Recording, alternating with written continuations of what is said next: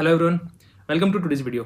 तो गाइज आज की वीडियो बहुत ज़्यादा इन्फॉर्मेटिव है क्योंकि आज की वीडियो में हम लोग बात करेंगे जो स्टूडेंट्स की बहुत बड़ी प्रॉब्लम है आज के टाइम में, वो है कि वो प्रोग्रामिंग में लॉजिक बिल्डिंग नहीं कर पा रहे हैं और उनको सिंटेक्स भी याद नहीं हो रहे हैं। तो ये प्रॉब्लम बहुत सारे स्टूडेंट्स मेरे पास लेके आते हैं, तो उसी के सोल्यूशन के बारे में आज हम बात करेंगे। उसका रीज़न क्या है, उसका सोल्यूशन क्या है, क्या वो कर सकते हैं, ठीक है, उसको किस तरह से हमें अप्रोच करना चाहिए, ये सब चीज़ें इस वीडियो में हम देखेंगे। अगर आप प्रोग्रामिंग से रिलेटेड है तो ये वीडियो आपके लिए बहुत ज़्यादा जरूरी है और ये आप वीडियो पूरी देखना, इसमें आपको बहुत सारी नॉलेज मिलेगी इस वीडियो से, ठीक है।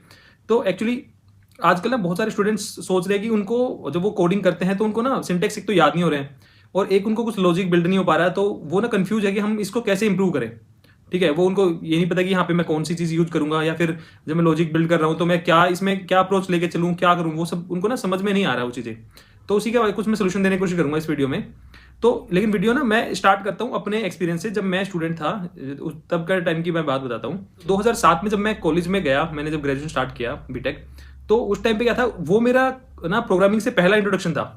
आजकल तो बच्चे 10th में 12th में भी प्रोग्रामिंग कर लेते हैं, लेकिन 2007 में इतना ज़्यादा फेमस नहीं थी प्रोग्रामिंग, तो 12th में करने का तो कोई चांस ही नहीं था, ठीक है। तो जब मैं कॉलेज में गया तो पहली बार मैंने जो सी लैंग्वेज देखी, वो पहला मेरा इंट्रोडक्शन था प्रोग्रामिंग से। तो मुझे ना कुछ समझ में नहीं आ रहा था, मुझे ऐसा लगता था ये सब ना रटने की चीज़ है। जैसे मेरी क्लास में और बच्चे थे, वो सारे प्रोग्राम्स थे वो ना रट के बना देते थे, जैसे कि लूप लगाना, ठीक है, स्टार प्रिंट करना। पहले स्टार प्रिंट करने का बहुत था कि आपको एक ट्रायंगल प्रिंट करना है स्टार बना के सी लैंग्वेज में, ठीक है। तो वो वैसा बहुत चलता था। तो उस टाइम पे मुझसे ना वो स्टार वगैरह प्रिंट नहीं होता था और मुझे हमेशा कंफ्यूजन लगता था। मुझे लगता था ये रटने की चीज़ है, जैसे बच्चे सारा प्रोग्राम पूरा रट लेते थे। हमारे जैसे सिलेबस में जो भी प्रोग्राम थे, जैसे इवन ओड निकालना और ये पिरामिड प्रिंट करना और इस तरह के प्रोग्राम होते थे, प्राइम नंबर निकालना, तो बच्चे सब रट के वो कर लिख देते थे। और मुझे ऐसा लगता था कि मैं क्यों रटूं, मैं नहीं रटना चाहता था। मुझे ना रटना हमेशा से बेकार लगता था। तो जैसे प्रोग्राम को अगर हम सी लैंग्वेज के किसी प्रोग्राम को देखते हैं तो ऊपर से उसमें था जैसे कि हैश इंक्लूड हम करते हैं, ऊपर हेडर फाइल यूज करते हैं, हैश इंक्लूड करते हैं, फिर उसके बाद हम मेन फंक्शन में आते हैं और वो सब लिखते हैं। तो मुझे लगता था कि मैं हैश इंक्लूड क्यों लिखूँ, इससे क्या फायदा है। तो मुझे लगता था कि रटने की चीज़ है टोटली। मैं उसको इग्नोर करता रहा। फर्स्ट ईयर में, सेकंड ईयर में मैं प्रोग्रामिंग से दूर भागता रहा। मुझे लगता था बकवास चीज़ है, फालतू रटने की चीज़ है। लेकिन जब थर्ड ईयर के आसपास जब मैं आया ना, तो मुझे मुझे जब मैंने थर्ड ईयर के लास्ट टाइम में मैंने जब स्टार्ट किया प्रोग्रामिंग करना, तब मुझे ना लगा कि, तब मैं जब समझा चीज़ों को, तब मुझे पता चला कि यार ये चीज़ है ना, ये चीज़ें ऐसे नहीं है कि फालतू में कुछ रटने की चीज़ है। हर एक चीज़ का एक लॉजिक है। जो प्रोग्रामिंग लैंग्वेज है ना, this is the most logical subject ever. उसमें हर एक छोटी से छोटी चीज़ भी है वो लॉजिकल है, ठीक है। ये कोई हिस्ट्री या ज्योग्राफी नहीं है कि आपको हिस्ट्री में डेट्स याद करनी है, आपको कुछ भी करना है। यहाँ पे अगर ए प्रोग्रामिंग में अगर एक अल्फाबेट भी है या एक कीवर्ड भी है, उसका कोई ना कोई मीनिंग है, उसका कोई यूज है। तो जब मैंने ये समझा ना कि जो हैश इंक्लूड जैसे हम करते हैं, तो हमें हेडर फाइल सब ऐड कर रहे हैं।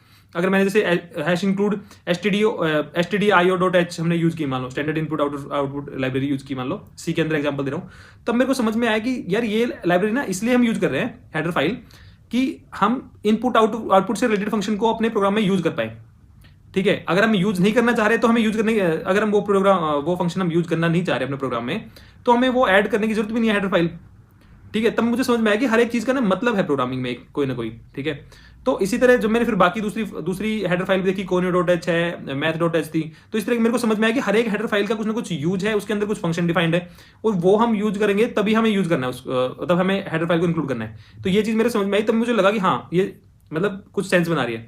फिर मैं जब सी लैंग्वेज स्टार्ट की पढ़ना, तब मुझे समझ में आया कि जो हर एक चीज है प्रोग्रामिंग में, वो पूरी सेंसिबल है। उसमें कोई भी रटने की जरूरत नहीं होती कुछ भी, उसमें मतलब रट्टा बिल्कुल नहीं करना है, वो सब कुछ समझना होता है हमें, ठीक है। फिर मेरे मन में आया कि यार ये जो हेडर फाइल्स हैं हम अलग अलग यूज कर रहे हैं, इनको हम इकट्ठा नहीं यूज कर लें, एक बड़ी फाइल बना लो और बड़ी फाइल में सारा डाल दो।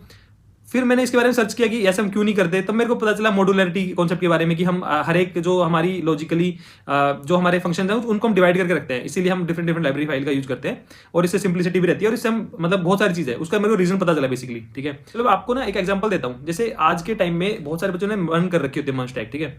अब मर्ज टैग में अगर मैं आपसे पूछूं कि जो रिडक्स है उसमें हर बार रिड्यूसर से हम डिफरेंट एक नया ऑब्जेक्ट बना के क्यों मतलब रिटर्न करते हैं, उसी ऑब्जेक्ट को भी तो मॉडिफाई करके हम नई प्रॉपर्टी उसमें अपडेट करके और हम उसी को दे सकते हैं। हर बार हम क्यों मॉडिफाई, हम एक नया ऑब्जेक्ट क्यों क्रिएट करके भेजते हैं, ठीक है। तो बहुत सारे बच्चों को हो सकता है नहीं पता हो इसके बारे में।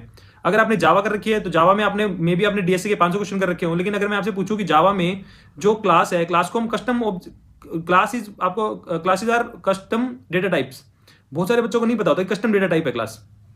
कस्टम डेटा टाइप क्यों है, जबकि हमारे पास इतने सारे ऑलरेडी डेटा टाइप्स थे, तो क्लास को डेटा टाइप बनाने की जरूरत क्या पड़ी।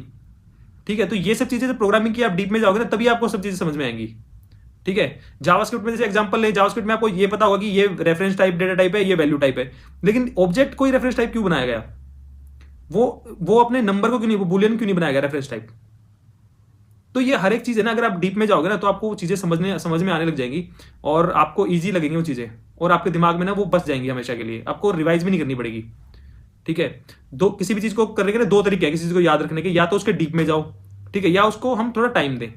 ठीक है, अभी जो स्टूडेंट्स हैं वो दोनों काम नहीं कर रहे हैं, ना तो वो डीप में जा रही चीजों के, उनको ऊपर ऊपर से करना है, बस उन्होंने सिंटेक्स देख लिया, सिंटेक्स की ये सिंटेक्स से ये होता है, इससे ये होता है, और वो सोच रहे हैं कि अब मेरे को याद रह जाएगा, मेरे को याद क्यों नहीं हो रहा है।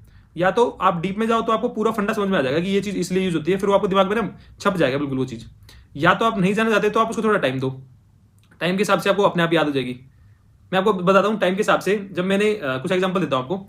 जब मैंने ड्राइविंग सीखी थी, मतलब 2009-10 में सीखी थी, आज से 15 साल पहले मैंने कार ड्राइव करना सीखा था। जब मैं पहली बार रोड पे अपनी कार लेके निकला तो मुझे ऐसा लग रहा था, सामने से ट्रक आ रहा था, ठीक है, तो मुझे ऐसा लग रहा था कि जो ट्रक है ना वो मेरी कार से टच ना हो जाए। तो ट्रक जैसे उधर से आ रहा था, मैंने इधर से बिल्कुल लेफ्ट में मैंने कच्चे रोड से भी नीचे कच्चे में अपनी गाड़ी उतार ली थी कि ऐसा ना हो कि थोड़ा सा मतलब इधर कॉर्नर में थोड़ा सा टच हो जाए ट्रक से। ठीक है, ये हाल था। और आज के टाइम में वो इतनी गाड़ी चला चला के इतना ज्यादा हो गया है अंदाजा, या मतलब खुद ही माइंड में वो छप चुकी है चीजें। अब ऐसा लगता है गाड़ी ट्रक के नीचे से निकाल दो, इतना कॉन्फिडेंस होता है। ठीक है, बिल्कुल बिल्कुल पास से निकल जाती है, पता भी नहीं चलता गाड़ी का। ठीक है, तो हर एक जो चीज है ना वो आपको, अगर या तो आप टाइम दोगे ना, तो जो ह्यूमन माइंड है वो टाइम के हिसाब से चीजों को माइंड में आपको पता भी नहीं चलता, आपके सबकॉन्शियस माइंड में वो चीजें याद होती जाती हैं। जैसे आपने कभी देखा होगा बचपन में, आप जब इंग्लिश आपने सीखना स्टार्ट किया होगा तो आपने टेंसेस सीखे होंगे कि यहाँ पे इज एम आर यूज करेंगे, हम इसमें ये करेंगे, इस तरह आपने यूज किया होगा। लेकिन आज अगर मैं आपको बोलूँ कि आप अगर कोई सेंटेंस बोले और मैं बोलूँ कि I was went to school, ठीक है, तो आप मतलब ये बोलने में ही गलत लग रहा है और ये सुनने में भी आपको गलत लग रहा है, I was went to school. ठीक है, तो ये जो चीज है ना, या जो हमारा सबकॉन्शियस माइंड है वो धीरे धीरे चीजों को बिल्ड करता जाता है और हमारे माइंड में अपने आप ही प्रोग्रामिंग वाली चीजें आती जाती है। एक गलती और करते हैं बच्चे ना, जो कंपेरिजन करते हैं ना वो गलत करते हैं। वो क्या करते हैं, वो अपना कंपेरिजन करते हैं इनसे। जैसे आपको कोई टीचर है वो पढ़ा रहा है, ठीक है, या आपको कोई इन्फ्लुएंसर है, टेक इन्फ्लुएंसर है, वो कुछ कोर्स आपको पढ़ा रहा है कोर्स में, या जैसे अगर मैं कुछ करके दिखा रहा हूँ, कोई टॉपिक आपको समझा रहा हूँ, तो आपको लगता है यार इनको ये चीज आती है, मुझे नहीं आती। ठीक है, लेकिन वो आपका कंपैरिजन भी गलत है, क्योंकि वो सब चीजें ना हमने भी टाइम के हिसाब से धीरे धीरे करके सीखी है, वो हमारे माइंड में छप चुकी है इतने, क्योंकि हम दिन रात वही काम करते हैं। अब मैं 12 साल से यही काम कर रहा हूँ, कोडिंग ही कर रहा हूँ 12 साल से, तो मेरे को याद नहीं होगी वो चीजें, तो किसको याद होगी, है ना। अब मैं 12 साल से अगर मैं भरतनाट्यम भी कर रहा होता ना, तो आपको भरतनाट्यम भी मैं अच्छा करके दिखा रहा होता, अभी आप उससे भी इंप्रेस हो जाते कि सर बहुत अच्छा भरतनाट्यम करते हैं। ठीक है, तो 12 साल बहुत ज्यादा होते हैं। तो आप कोई भी काम अगर करोगे ना, तो आप टाइम दोगे तो अपने आप उसको याद हो जाएगा। मेरे को भी याद नहीं होते थे पहले सिंटेक्स वगैरह, मेरे को भी बहुत लगता था। वो आप जैसे जैसे काम करते जाओगे ना, आपके दिमाग में चीजें छपती जाएंगी, आप गलतियां आपकी कम होती जाएंगी। इसीलिए जो होता है ना फ्रेशर और जो एक्सपीरियंस जो डेवलपर होता है, एक्सपीरियंस वाले को ज्यादा पेमेंट की जाती है, सैलरी वो इसलिए की जाती है, देखो, क्योंकि सिंटेक्स तो आप भी वो यूज करोगे, सिंटेक्स हम लोग भी वही यूज करते हैं, ठीक है। बट जो मेन डिफरेंस आता है ना, जो एक्सपीरियंस के साथ क्या होता है, आपको ना आपके माइंड, सबकॉन्शियस माइंड में बहुत सारे सोल्यूशंस आपके माइंड में बिल्ड होते जाते हैं ओवर द टाइम। जैसे बहुत सारी प्रॉब्लम्स आई होंगी हमारे साथ में, अलग अलग क्लाइंट की अलग अलग रिक्वायरमेंट हमने करी होंगी, तो उसके हिसाब से ना माइंड में कुछ कुछ नए नए सोल्यूशंस आते हैं। तो जो सीनियर है ना, उनकी प्रॉब्लम सॉल्विंग बहुत अच्छी हो जाती है as compare to junior. Syntax ये रहता है, और सिंटेक्स याद हो जाता है, पर सिंटेक्स को मैं कभी भी ज्यादा इंपॉर्टेंस नहीं देता हूँ। सिंटेक्स हमें मिल सकता है इजीली, वहां से इंटरनेट से मिल जाता है, काम करते टाइम कोई दिक्कत नहीं है। आपके माइंड में सोल्यूशन आना चाहिए, आपका लॉजिक बिल्डिंग सही होनी चाहिए, और लॉजिक बिल्डिंग आपकी तब आएगी जब आप थोड़ा सा उसमें चीजों को डीप में समझेंगे, और या फिर आप उसको थोड़ा सा टाइम देंगे। तो आपको चिंता करने की जरूरत नहीं है, वो टाइम के हिसाब से आपको समझ में आने लग जाएंगी चीजें, ठीक है। और स्टूडेंट्स एक और गलती करते हैं, वो क्या करते हैं, आपस में ना कंपेयर करते हैं, आपस में भी कंपेयर करते हैं। जैसे कोई बच्चा है, या अगर आपको याद हो कॉलेज टाइम में क्या करते थे, कुछ स्टूडेंट्स होते थे वो एक्स्ट्रा शीट लेते थे जब एग्जाम कर रहे थे, ठीक है। जैसे मान लो एग्जाम हम सब लोग लिख रहे हैं बैठ के, एक बच्चा आएगा मैम एक्स्ट्रा शीट, फिर आधे घंटे बाद फिर आएगा मैम एक्स्ट्रा शीट। तो ना वो दूसरे बच्चे डर जाते हैं, यार इसने तो बहुत लिख दिया यार, ये तो बिल्कुल टॉप कर जाएगा। और नंबर उनके भी उतने आते थे, ठीक है, 5-10 नंबर ऊपर नीचे आते थे। तो यार ये ना बच्चे भी कई बार करते हैं, बच्चे ना बहुत ज्यादा शो ऑफ भी करते हैं, जो मैंने स्टूडेंट्स देखे हैं वो बहुत ज्यादा अपनी शो ऑफ भी करते हैं, अपनी नॉलेज के बारे में वो ज्यादा बढ़ा चढ़ा के लिखते हैं। जैसे मैं तो देखता हूँ, ठीक है, अब बताऊंगा नहीं मैं, लेकिन मेरे को पता है कि बच्चे दूसरे बच्चों के सामने बहुत ज्यादा शो ऑफ करते हैं, बट जब मैं पर्सनली उनसे बात करता हूँ तब मेरे को पता होता है हाँ ये नहीं कर रहे हैं सब चीजें, ठीक है। तो कई बार ना दूसरे बच्चों को लगता है यार इसको तो ये सब चीजें आती है, मेरे को नहीं आती है। तो वो एक सेल्फ डाउट आ जाता है। तो ऐसा नहीं है, सब आप मोस्टली सब लोग सेम लेवल पे हो, किसी को ऐसा नहीं है। टाइम के हिसाब से आप सीखते जाओगे, चीज़ें आपके माइंड में आती जाएंगी वो चीज़ें, ठीक। अच्छा, आपको मैं ना कुछ प्रैक्टिकल सोल्यूशन बताता हूँ इसके। देखो सिंपल है, अगर आपको सिंटेक्स याद नहीं हो रहा ना, तो आप अपने किसी को कोड एडिटर में कोई अपना एक्सटेंशन डालो।